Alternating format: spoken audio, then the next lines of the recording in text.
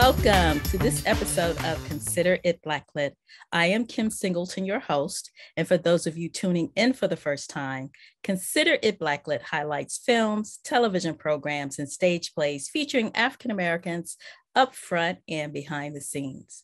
We also discuss social issues as it relates to some of these programs and how they may impact our communities. So thank you for tuning in, and we hope you continue to tune in each week. Today, it is my pleasure to highlight the CBS series, The Equalizer. It is a reimagined version of the 1980s series that originally starred Edward Woodward, and it was redone as a movie in 2014 starring Denzel Washington. And now we have the amazing Queen Latifah starring as the Equalizer. Today, as my guest to discuss this series, I have a friend. We go way back, but he is also an actor, writer, and producer, Lawrence Winslow. Welcome, Lawrence. Hey, Kim, how you doing? Appreciate you having me on the show. It's great, to join your audience, your growing podcast. And let's chop it up about The Equalizer. Yeah. But before we get started, I want people to learn more about you. Tell our audience about your relationship with the entertainment business. Great. Thank you. Appreciate that. So I've been a working actor in New York City for over 20 years. Have done some, various TV episodics, some off Broadway, theater here as is very popular in New York City. Minimal film, but, I'm an enjoyer of content. Currently writing a series myself and have been involved in small productions here and there. And as you said, Kim, we do go way back quite some time. Oof. And that is another conversation, not for this show. We don't talk about how long we go back, but we do go back. Yes, we do go back. Now, name some of the shows you've been on, because I've been in my house sometimes and I'm flipping channels and I'll see your face on there, either commercials or some popular primetime series. Why don't you let our audience know where they could have seen you? Well, most recently, I have been on the Blacklist. I've been on Bull. I have been on, all the Law and Orders, from the old Criminal Intent, the old Law and Order, to SVU. I've had my share and experiences working, in the New York acting world. It's an amazing time. It's an amazing place to do it. And now there are more series being shot in New York than there ever have been. So there are a lot of opportunities for actors to get work. Oh, awesome. That's just amazing. So he is a working actor, everybody. We have so many viewing options now. We can watch network TV, we can watch cable, we can stream, et cetera, et cetera. What drew you to The Equalizer, and why did you start watching this series? Well, specifically with The Equalizer, obviously when you get a lead like Queen Latifah, you've got a built-in base. She's got a broad base from her music career to her TV career. You go back to Living Single. People forget that she was nominated for an Oscar. She's got and who doesn't like the Queen? I mean, come on. So yes. That was a great hook for me, and I was excited to see her, embody the role that Denzel did. I saw both Equalizers, enjoyed them both, and I like the series. I like what she does. She handles herself well and represents. Yeah, that's what drew me to it too. I absolutely love Queen Latifah back from her rap days. Ooh, the ladies first, Right. To Living Single. She's done some amazing things. So when I saw that she was taking this lead, I was like, okay, I definitely have to check it out. And it's a very well done series. So, drawing people to the series is one thing, but keeping them there, that's another thing. Right. And she did well her first year. I mean, she was, rated high, one of the highest rated, series that, it was at the start of the pandemic, really, right? Yeah. Yep. No, she did. So she did well. And I started watching season 2, haven't finished it completely. Still ongoing, obviously, but season 1 was well done. Yes. And I watched all the seasons. I'm up to date, and trust me, you will not be disappointed. Okay, looking forward to that. Yeah. So you had mentioned that you actually saw the Denzel Washington version. We won't talk about the original one in the 1980s with the white guy, because I don't even remember seeing it. I just found that in my research. But I'm Well, sure he couldn't live up to, no disrespect to what's his name, Edward Woodward. No disrespect. I'm actually going to go back and watch it if I can find it, because I just want to see how he did. Give him his props. But you did say you did see the 2014 film with Denzel Washington. What is yes. it that you like about the series that maybe the film didn't cover? The series gets more in depth with the personal issues. And, in a film, obviously you're telling, a story, and it's a little bit more fast paced. It's a little different feel because I think you've got Antoine Fuqua doing that, and he makes it really slick and, really engaging. The TV series has a personal element to it that aligns with what Latifah does, or Robin, I should say, as the character, beautifully. You feel her caring, empathic self. But at the same time, Latifah can kick some butt. Mm-hmm, she can throw a couple of people over tables. She can shoot an AK. So she gets some action in there as well. And it's a really different kind of role on TV for someone like her. You just don't see that. And I'm sure CBS saw that as well. Right. And one of the things I like it over the movie I liked also, but the series, it deals with a lot of different issues. The movie, you have the start, beginning, and end, and then it's over. With the series, you can always introduce different issues to it. Like, for instance, they had done a series where, on violence against Asians, and they did one on rap violence. They did one on racial profiling. So the list of topics are like really can always be introduced, and that's what I like about it over the movie per se. Yeah, they do have themes and topics that color every episode inside the story itself.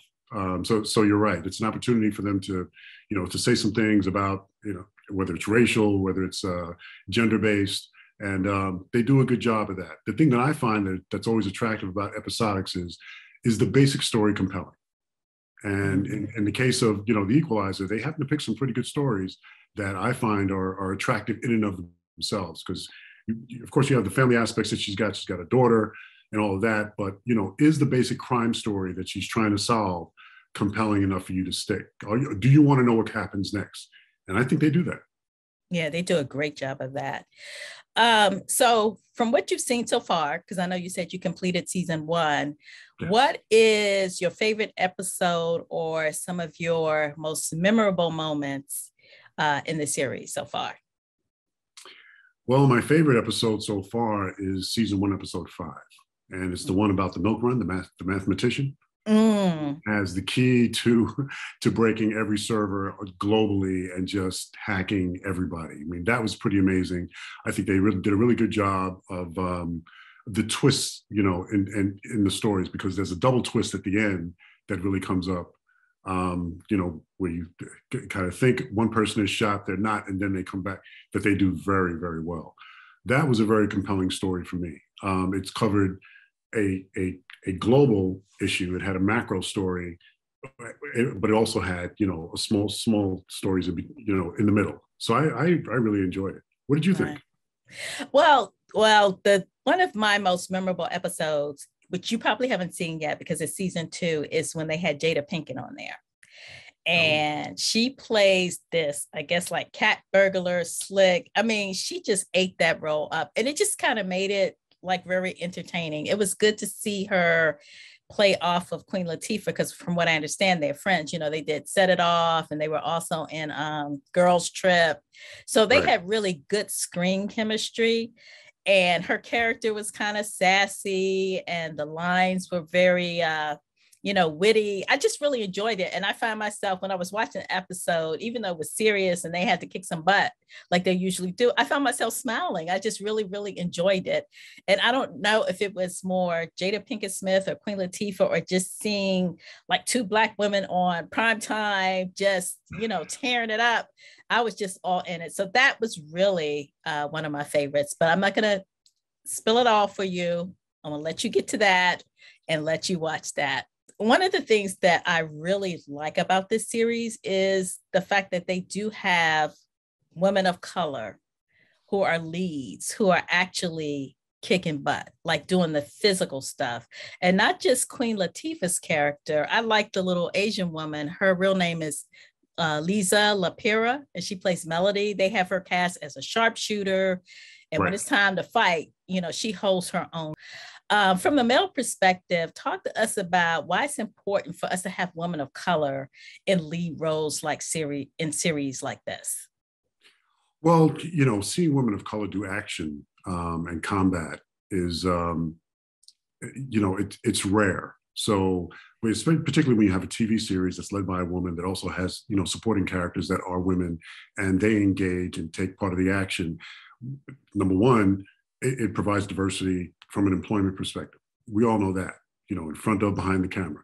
But from a dollars and cents point, it brings women to the series to watch. Because action TV series and movies are typically dominated by men. So when you can get, obviously you got a female lead and you get female audience that's joining in with the action to the extent that men like it as well. And I think it provides something in terms of just story and an attractive series. From a male perspective, it's just nice to see different people doing different things. So it provides opportunity for everybody. And I'm sure it helps on the ratings. Mm-hmm, mm-hmm. I agree. I just love, I guess I project through her. You know what I'm saying? I can't really fight myself, but right. I like to see her fight. So I'm just like, okay. Well, listen, I think I saw season 2, finished season 2, episode 2 or 3, and she's kind of on the small side. So she's with some really, large men. And like you said, she does hold her own. So yeah, she does hold her own. Watching the ladies kick butt is entertaining. Yeah. And the other thing I like about it too, that even though she's kicking butt, they don't make her like superhuman, because she is small, the guys get some licks in too, when they get one up on her. But, they clearly show her as being trained in martial arts. So that's why I love it. I just love the show. I also like the fact that one of the co-executive producers is a brother, Joseph C. Wilson. He was also co-executive producer on NCIS Los Angeles and co-executive producer on The Chi. I actually love that series also. And in an interview that I had done earlier with him, he had mentioned that representation matters. Let's talk about how important it is to have people at the top sitting at the table to make decisions about what goes on the air. Well, we've all heard the issues with regard to diversity and increasing those numbers, making sure that, TV, film, and other platforms look like, America.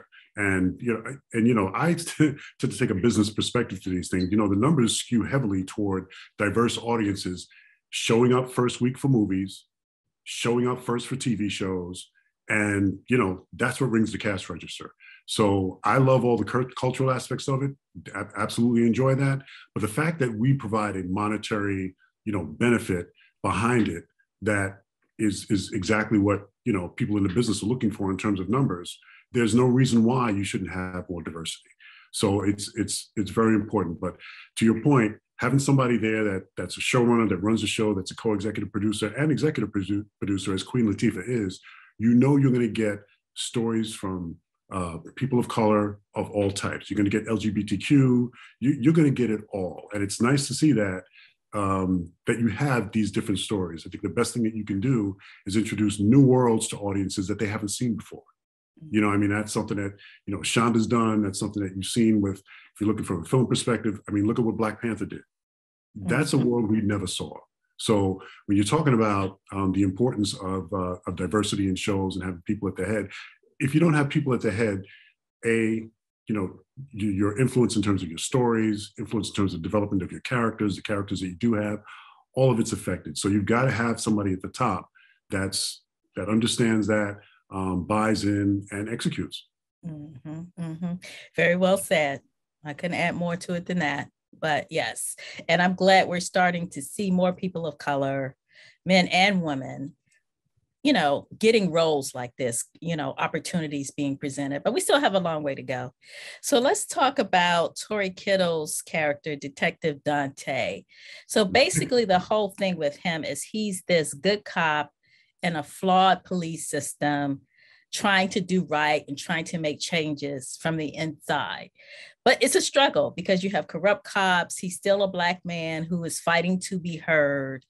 Uh, Tell me what you think about his struggles, because his situation doesn't have to be isolated to the police system. It could be anywhere as a Black man in any situation trying to get ahead. Talk to us about, what you think about his particular struggle. The interesting thing about Tory and the way that he balances the push and pull of relying on somebody that's a little bit of a vigilante, somebody that's really outside, the lines of working. He tries to do stuff by the book. He really does try. But I think that he's realized that, hey, the streets don't play by the book.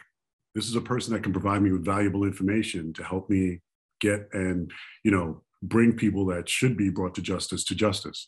And it's good to see that character have an internal struggle. I mean, if you're writing a character, that's what you want. That's a challenge for an actor to be able to live that role. He does a great job of it, and certainly there's a little bit of tension between him and the Queen. But yeah, he does a good job initially at, hey, I'm suspect. Should I trust her information? To, okay, so let's see where this goes. To, all right, this isn't right. I'm bringing you in.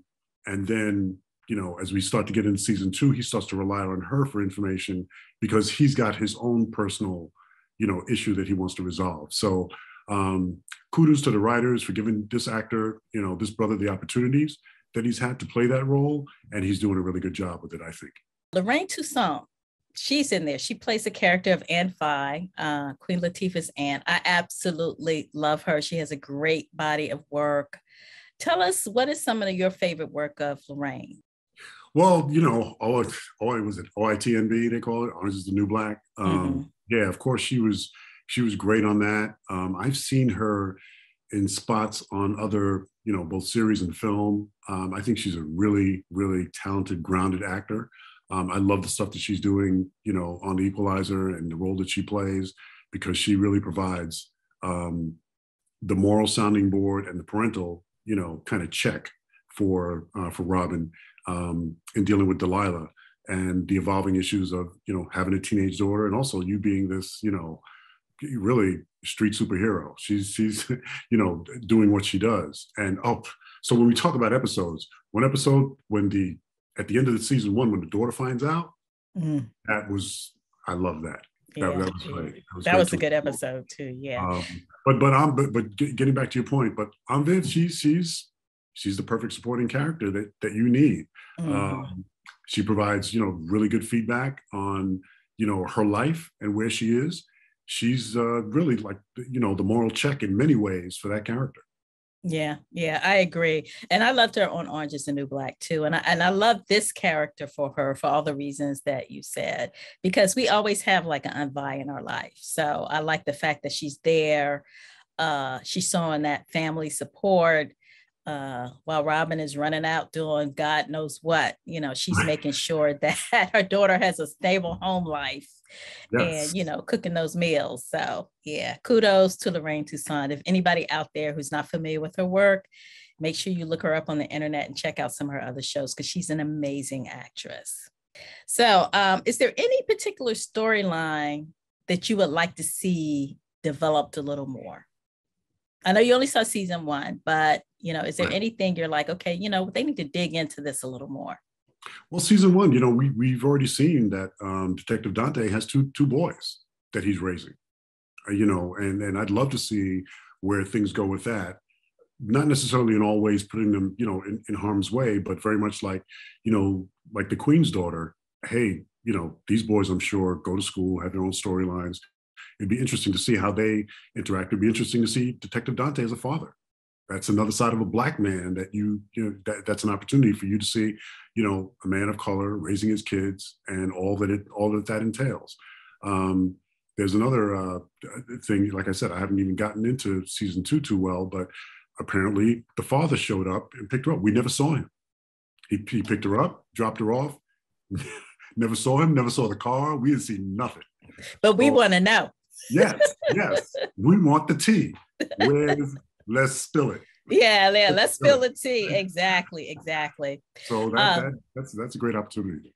Yeah, and also I don't know, I don't think it was in season one, but I would like them to delve a little bit into Advi's story because they did touch on, they kind of teased you with a past relationship that kind of came to the forefront. So maybe in season three they'll explore that, and you're like, oh, okay, Advi, you holding out on something, you know? Right. So I want to learn, how does she come to end up taking care of Robin's daughter? What about her life? And they touched on that a little bit. They just gave you a little tease, but they didn't tell you everything. But I would like to see a little bit about, some background about her story, her character.